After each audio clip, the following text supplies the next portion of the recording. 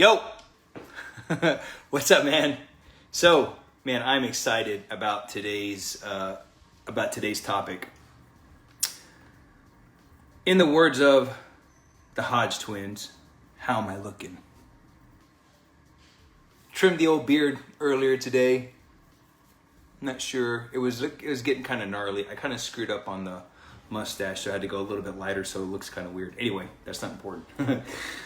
So, day 3, 5-day Better Man Truth series. Day 1, we talked about choosing your hard, right? Things that we think are hard in life, ultimately identifying the things that are actually really hard, okay? Then into day 2. Day 2, we talked about, what did we talk about yesterday? Oh man, it's been a long day. Day 2, we talked about, I lost my train of thought. Breaking trust with yourself. Hello. Day 2, we talked about the later lie, the lies that we're telling ourselves, and ultimately breaking trust with ourselves and the traps that we fall into with that.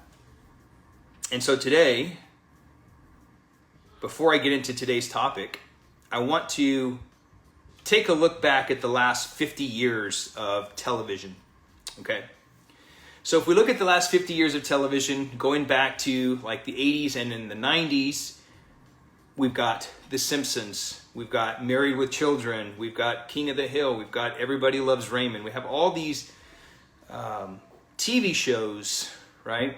And there's one common theme in all of these shows. Dad's an idiot. Plain and simple. Mom is the person that has her S together, right? Father's made to look like a bumbling idiot. He's overweight. He sits on the couch, hand in his pants, on his crotch, right? Works a dead-end job, isn't happy. And the kids go to mom for counsel, right? Mom is the one that has everything together, appears to be. Dad is the bumbling idiot. Dad seems to be working the dead-end job and is made out to be not intellectual, he's not intellectual, okay? So this conditions our kids to go to mom for knowledge, wisdom, and counsel. Not that there's anything wrong with that, because women are full of wisdom, right? But as the father, you are the leader, you are the pillar, you are the rock, okay? And so kids ultimately should be coming to you for counsel, not going to mom for counsel. They should be coming to you, okay? And this leads me into today's topic. This may sting a little, okay? This is a common theme that I've seen occurring for a long time with men. And that is depending on your wife for support and asking her essentially to pick up and carry your cross. And by doing this, I need to talk to my wife first. I need to see what my wife thinks about it. It seems like a courteous thing to do, wanting to take into account her feelings and what she thinks about it. But if it's something that you need to be doing, if it's only the work that you can be doing, she can't help you with that. She cannot support you with that. That is your cross. That's something that you need to pick up. It's something that you need to carry. Okay? And so what I want to do really quick is I want to define a couple of words that we hear today. Words like masculinity and toxic masculinity. And I want to compare them to 2 other terms. Words like abstinence and chastity. What are the differences between these words? So, abstinence is, refraining from sex for the sake of refraining. Right?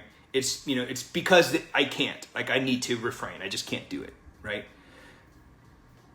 Chastity, on the other hand, is refraining from sex out of charity, out of love, right? You don't want to condemn the other person's soul. Okay. So abstinence lacks and is limited in virtue compared to chastity. Okay, so I'm just kind of comparing these to masculinity and toxic masculinity. So toxic masculinity is limited in virtue, it's limited in wisdom, right? It's the machismo, it's my way or the highway.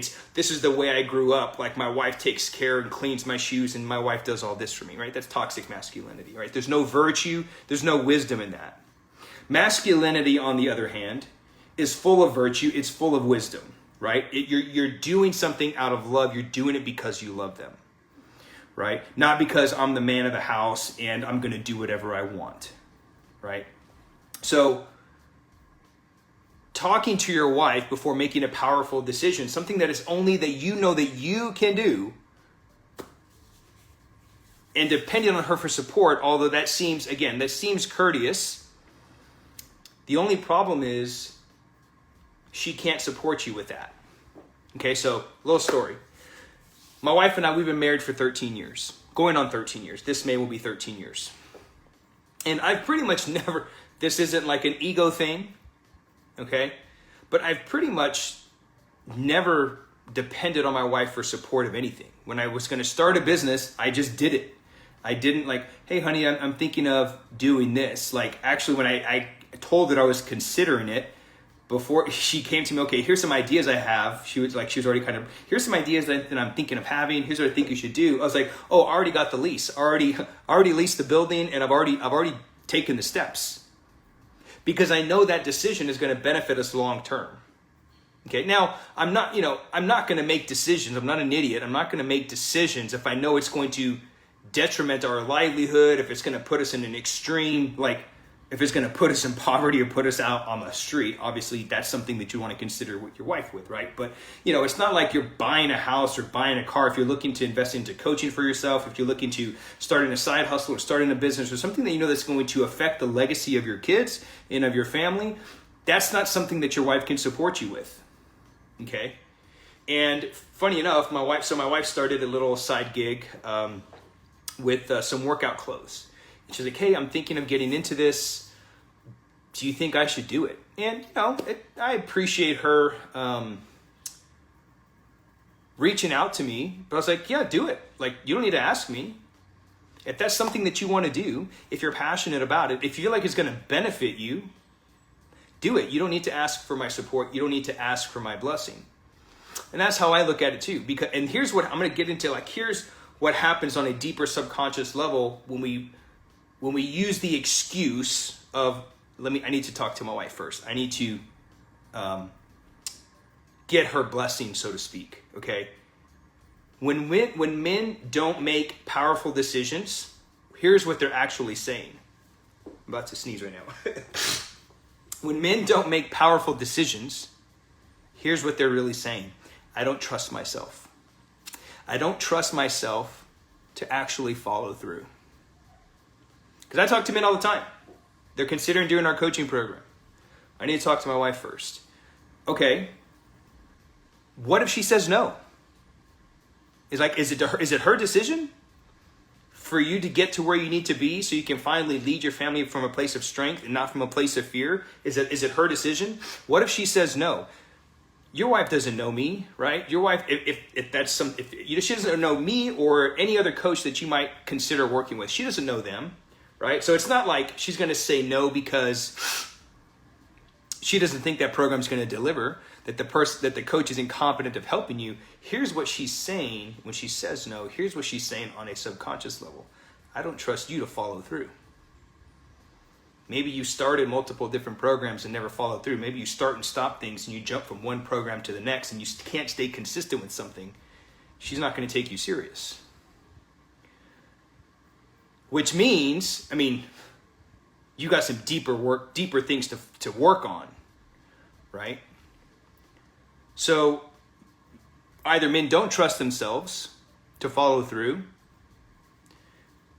Maybe they've made a lot of bad decisions in the past. I've made a crap load of bad decisions in the past, but it hasn't stopped me from making future decisions. Everything is feedback, right?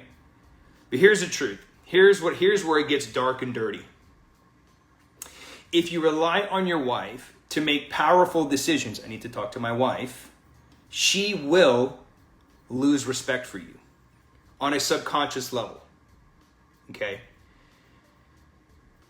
When you're asking for your wife for support, when you're asking, hey, honey, what do you think? Like, it's kind of like you're pawning the decision off on her. You're giving away your masculinity, and you're asking her to make up for that lack of masculinity, and she doesn't have that. She can, but innately she doesn't want to do that. She wants to maintain her femininity, which is nurturing, taking care of you, providing for what the kids need. Innately, that's what women really want. This becomes an inverse of power. The woman who is now should not be providing the masculinity and making the powerful decisions to ensure the survival of the tribe and survival of the family is now asked to take up the gauntlet, is now asked to take up that masculinity for your lack of masculinity. Right? Like we see this all the time. Honey, where do you want to go eat? How many of us have asked that question? Hey, where do you want to go eat? And she's like, oh, well, I want to go eat here. And you're like, okay, well, let's go. Or she goes, no, I don't care, whatever you want. Whatever you want. So you make the decision after asking her. And now she's like, well, I don't like that. Subconsciously, women hate that because now they've got to make another decision on top of finding childcare so that way you guys can go out, or, getting the kids together. Now she has to choose a location to eat. It's like these little things, but it starts there. And so when we have to ask for, I look at it as asking for permission, right? To do something that you know that you need to be doing for yourself. This becomes an inverse of power, and you're asking your wife to make up for your lack of masculinity. And deep down at her core, she begins to lose respect for you because you're like, man, this guy can't get it done. He's got to ask for me for support, for guidance. I'm trying to take care of the kids. I'm trying to do X, Y, and Z. And now he's asking me to help him make his decisions. Okay. And, a lot of times, men have been conditioned to, well, let me consider what my wife thinks, because we've been conditioned that our masculinity is toxic, right? But ultimately what you're doing is you're asking your wife to take on your cross. Now, here's an extreme analogy. Okay, bear with me, but hopefully this will get my point across. Let's say you're considering starting a business, something that you've been passionate about. Let's say you're thinking of starting a coaching program, some big decision that you know is going to benefit your life for the legacy that you're going to create. Okay. Now, from a crazy analogy here, you would not depend on your wife for support to see what she thinks if your kid broke his arm. Right? If your kid broke his arm, he fell over, your wife's at work, you have the kid, he falls, he breaks his arm, you wouldn't get her support or see what she thinks before calling the ambulance, right? No. You wouldn't have to check the budget. You wouldn't have to check your time. You'd stop what you're doing. Doesn't matter if you've got medical insurance or not, you're going to get the kid to the hospital. Right? And then you'd make the decision now, and then you'd fill her in later. Right? This is an extreme analogy, but just you get the picture. Right? Or picture this. Here's another picture. Again, I like to use extremes because I think it's a good comparison in my opinion. You get shot. Another extreme analogy, right? You get shot. What do? Do you go to the ER? Do you wait till it's convenient to get treatment?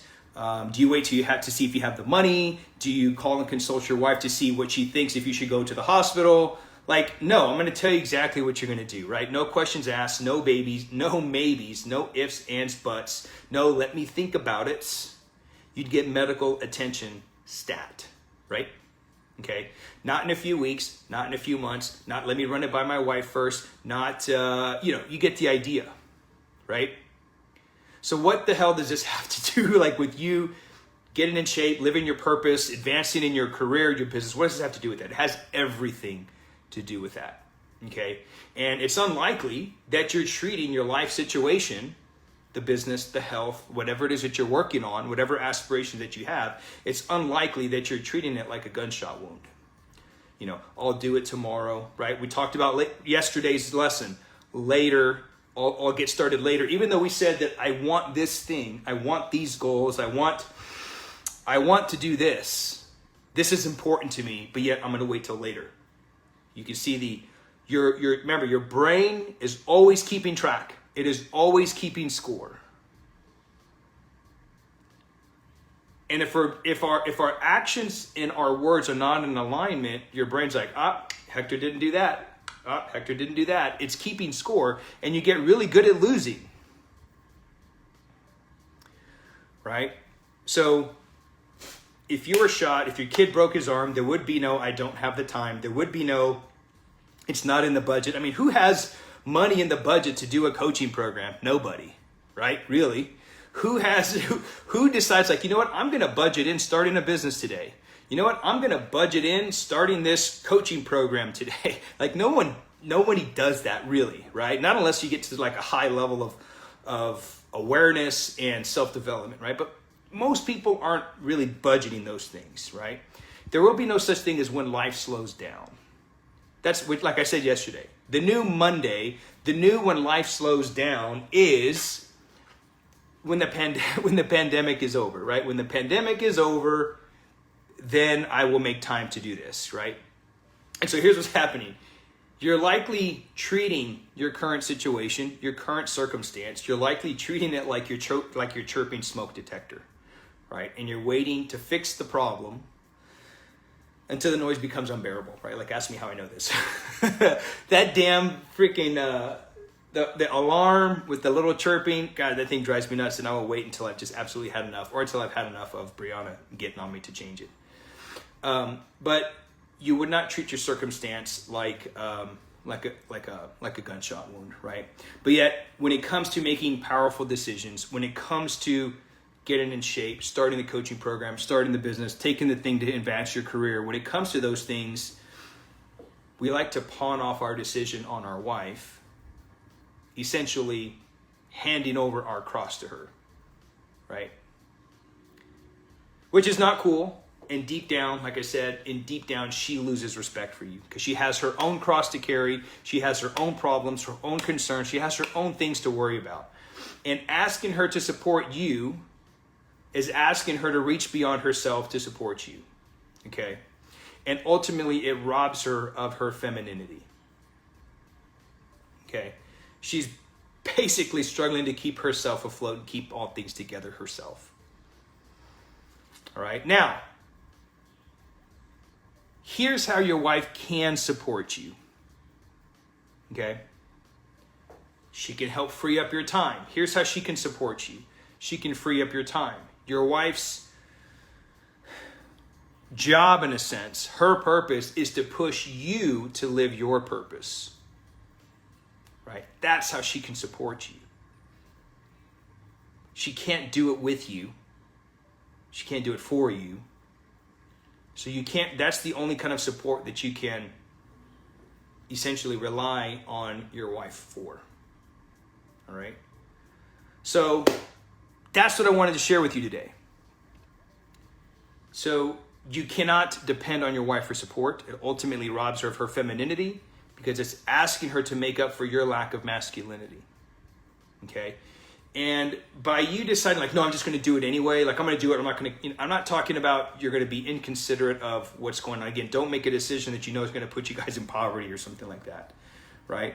But rather, making the powerful decision out of a place of love versus like, oh, I'm going to do it anyway because I'm the man of the house. See the two different things there. So I was very important that I wanted to distinguish the difference between masculinity and toxic masculinity, right? You're not making it from a place of, I'm going to do whatever I want to do, right? Instead, you're doing it from a place of love, leading your family from a place of strength and not from a place of fear, okay? And it's a decision that you know is going to benefit the whole entire family. If it's a decision you know that's going to benefit the whole entire family, then you got to make that decision. You got to make it happen. All right? So that's what I got for you today. So I'm going to recap the last couple of days. Day 1, we talked about choosing your hard. Day 2, we talked about the liar, the liar lie. Liar lie? Later lie. It's been a long day. The later lie and breaking trust with yourself. And today we talked about carrying your cross. Do not dump off your cross to your wife. Do not depend on her for support. Do not ask essentially for her counsel if it's something that you know is going to benefit you and your family long term. You've got to make the powerful decision. When you dump that off to her, you're asking her to make up for your lack of masculinity, and deep down at her core, she loses respect for you, and that just causes problems way down the road.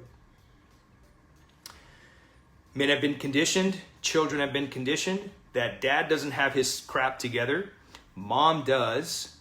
So the mom is the head of the household. Mom is the intellectual. Mom is who we go to for support and for counsel. Completely backwards. Dad needs to make the decisions. Okay? Tomorrow, we're going to be talking about another lie that we tell ourselves. All of these, you're going to hear me say, I get this one all the time. I do. Which is why I've compiled these down into 5. These are the 5 most common lies, common limiting beliefs that men tell themselves. But tomorrow's a really good one. And tomorrow is about the difference between being a man of consumption and a man of production. Which one are you?